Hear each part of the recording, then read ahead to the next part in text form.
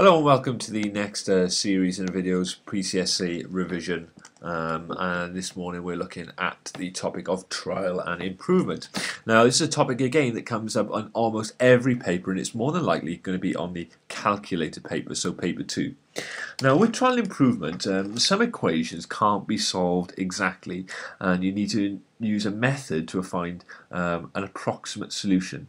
Now it will tell you specifically when to use trial and improvement in your exam, and there are a couple of steps that you need to follow. If you follow these steps, you'll get the correct answer every time. Now in this particular question, we're told that the equation x to the power 3, so x cubed minus 5x equals 60, has a solution between 4 and 5.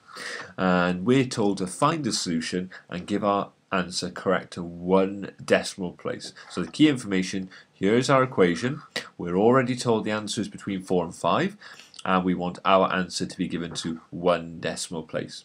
Now whenever you see a trial and improvement question, the first thing I would recommend doing is to draw a table that's got 3 columns. Now in the first column you're going to put your value, you're going to put down the value x. Second column you're going to put down the x cubed minus 5x, and in the final column you're going to put down the number that you're looking for. And you might want to write down too big or too small in there as well. Now basically we're looking to find the value of x that when we plug into that equation gives us a value of 60. Now again we're already told that it lies between 4 and 5. So the first thing that I would probably check is I would see if 4.5. So essentially what I'm doing is I'm replacing x with the value of 4.5. So I would do 4.5 cubed minus 5 times 4.5. Now again it's important to take note of our BODMAS skills in this question. Now with the 4.5 as my x value, if I plug it into my equation x to the cubed minus 5x, I get an answer of 68.625. Now immediately I can see 68.625. I'm looking for an answer of 60, so this is too big. So I write too big in this column here. So I know that x is 4.5 gives me an answer that's too big. So the next thing I'm going to try is an x value that's smaller. So I use 4.4.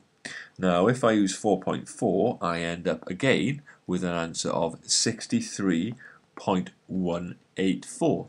And again, this answer is too big. So which way am I going to go? Well, I'm going to get a smaller value of x again. So I try 4.3. Now when I use 4.3, I end up with an answer of 58.007. Again, I'm replacing x in this equation with 4.3. So I do 4.3 times 4.3 times 4.3, and then I take away from that 5 lots of 4.3. So again, calculator skills are very important in this question. Now 4.3, as I said, gives me an answer of 58.007. I'm looking for a solution, an answer of 60. So 4.3 gives me an answer that is too small. So I know that the answer that I'm looking for to 1 decimal place is between 4.4 and 4.3. So the way I find out which it's closest to is I work out the x value between them, and that's going to be 4.35. Okay, so I would look in this, and 4.35 gives me an answer of 60.56. Now I can notice straight away that this is too big. So I know already now that my answer lies between 4.4 and 4.3, and 4.35 gives me an answer that's too big. So the way I like to do this, I like to think to myself, well, I'm going to just note down a very little number line, 4.3, 4.4, and 4.35. So I've got all my x values on a number line. Now I know 4.3 gives me an answer that is too small. I know that 4.35 gives me an answer that is too big, and I know that 4.4 also gives me an answer that is too big. Now we're looking to find an answer correct to one decimal place, so immediately I can see that any number of x between 4.35 and 4.4 is going to give me an answer that is too big. So to one decimal place, the correct answer is 4.3. So again, any number between 4.35 and 4.4 is going to be too big, because 4.4 is too big, 4.35 is too big. So to one decimal place, my answer is 4.3. So I will write down answer is 4.3 to one decimal place. And that's the steps. Draw a table, fill in the columns, find your two values, one that's too big, one that's too small.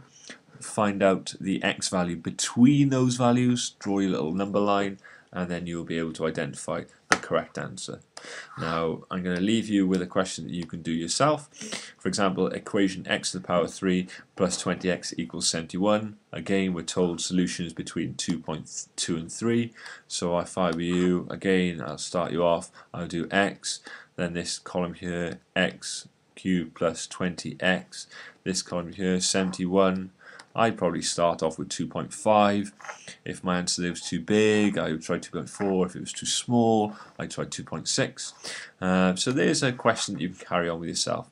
But with trial and improvement, if you follow those simple steps, it's a C grade question, guaranteed the marks every time. Okay, all the best. Bye bye.